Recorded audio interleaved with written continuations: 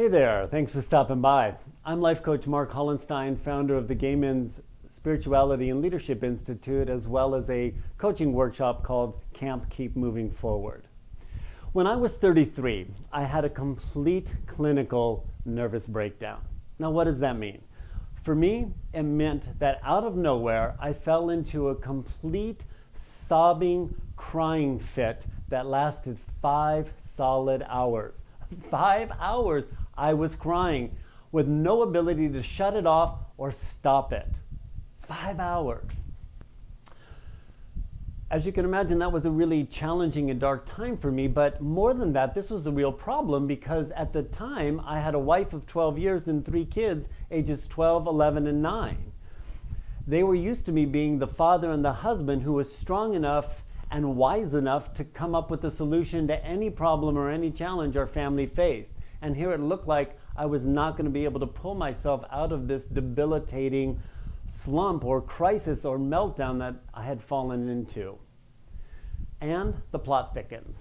Just 18 months prior to this event that I'm describing, I had moved a team of 17 people from Santa Cruz, California to Santa Rosa, California to start a church from the ground up. Yep, my wife and I were fundamental Christian pastors. So now you can see there were a lot of people in addition to my very frail family who were dependent on me. That was a lot of pressure, and I know now that it contributed to my breaking point. I'm going to share with you just a little bit about how the breakdown actually occurred because it's kind of important to what I've learned from that experience, and it may be helpful for some of you that are listening to this message who have ever felt stuck or shut down or shut out or shut off.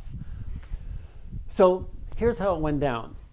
One night, after a very long week and a very long day, first of spending 8 hours at Macy's working my full-time job to support my family as I'm starting the church, then I come home, do the dinner thing, do the homework thing, do the bath thing, put the kids to bed thing. Then I go to my office and study for 4 hours, prepare for my Sunday sermon, and work on structuring the church to build a congregation. So at the end of a very long day, I put myself to bed. My wife is asleep next to me. It's 4 o'clock in the morning. I'm in a sound sleep, and bam, I wake up.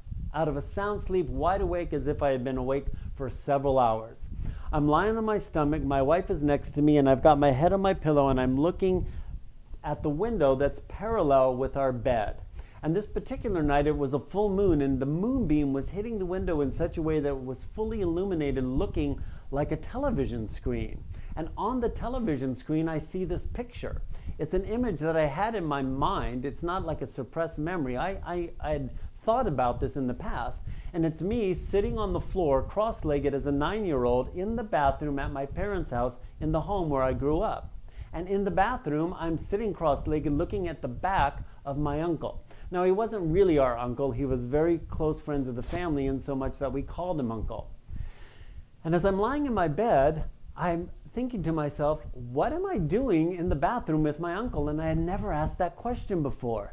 And at the moment I asked the question while I'm lying in my bed, it's as if I stuck my finger out, hit the pause button on the video, it unpaused, and the scenario plays out in front of my eyes while I'm in my bed. I'm going to spare you the gory details, but my uncle turns around fully erect and sexually abuses me. At the moment that I'm lying in my bed and I'm seeing this played out on the screen, I'm reliving every part of it. I can hear all the sounds of the open window of the bathroom with the kids, my brothers and sisters and friends, splashing at the pool party downstairs in our backyard. I can smell the chlorine on my flesh, and I can feel the dampness of my swimsuit up against my body, all while I'm lying in my bed watching this happen on the screen. And as I'm watching it, I break into this uncontrollable, very loud sobbing in just pure anguish and pain. And I wake my wife up, completely startled her. She's begging me, Mark, what's wrong? Please stop. You're scaring me. You're going to wake the kids up. You're going to scare them. So she gets me out of bed. She takes me downstairs. I fall on the floor into the fetal position, and I continue to cry. My wife gets on the phone, calls our best friend, who happens to be married to my assistant pastor. She's a clinical psychologist. She comes over and she sits with me for 5 hours as I sob and sob and sob. right at the point where she's going to pick up the phone, call the ambulance to take me to the psychiatric hospital, I stop. I just completely stop. It's as if this reservoir, this dam that let out the flood, completely drained dry. I went to bed and I stayed there for 4 weeks. 4 weeks. I had to go on a sabbatical from the church. I had to stop going to work. I had no strength to talk, to eat. I could barely spill myself off the mattress to get myself to the bathroom. And then after 4 weeks, all of a sudden, a little bit of strength started to return, and I decided I need some professional help. So remember, I'm a fundamental Christian pastor. My wife and I find a fundamental Christian therapist, and I go. And I realized if I'm going to get through this really debilitating time, I got to put all my cards on the table, especially since we're dealing with a sexual issue. So I tell the therapist, in addition to the situation that I'm remembering, I'm gay. I'm attracted to men, and I'm in a heterosexual marriage, and I'm a fundamental Christian pastor. And he looks me in the eyes. Now remember, he's a fundamental Christian pastor because that's the only kind I would go to. Looks me in the eyes and he says, Mark, you're gay. God made you that way and it's okay.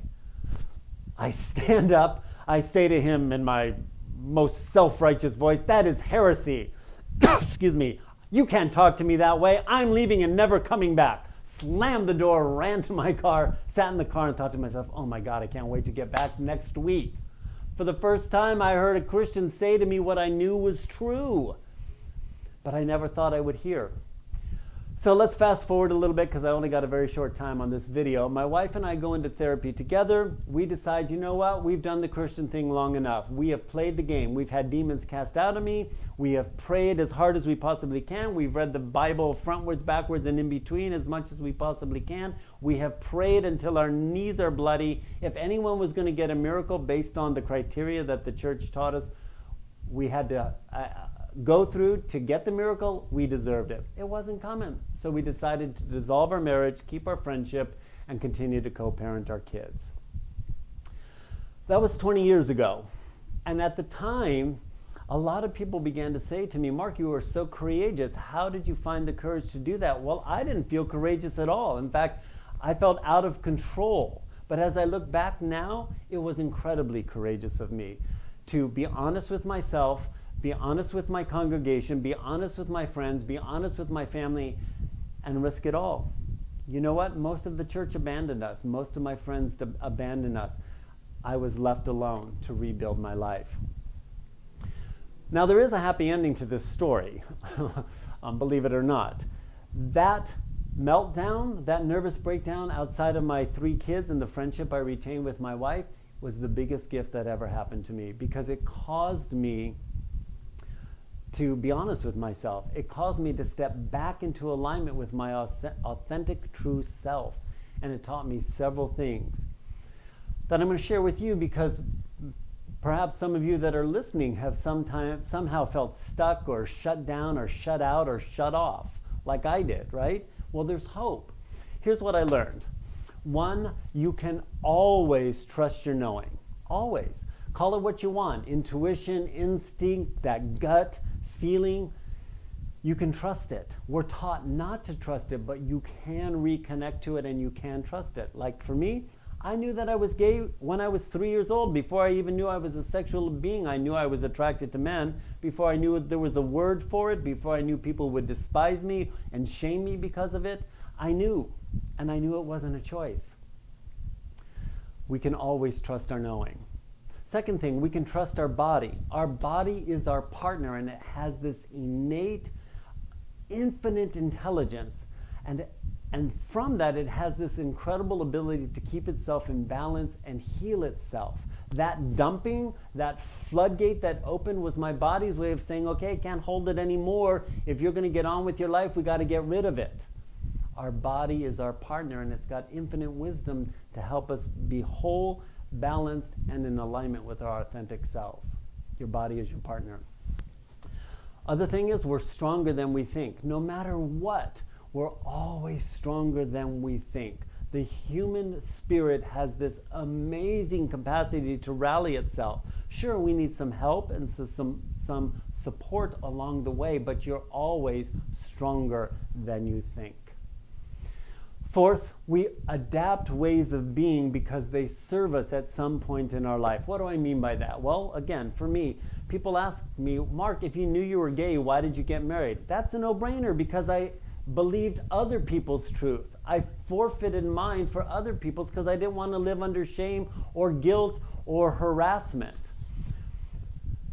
So I adapted a way of being straight.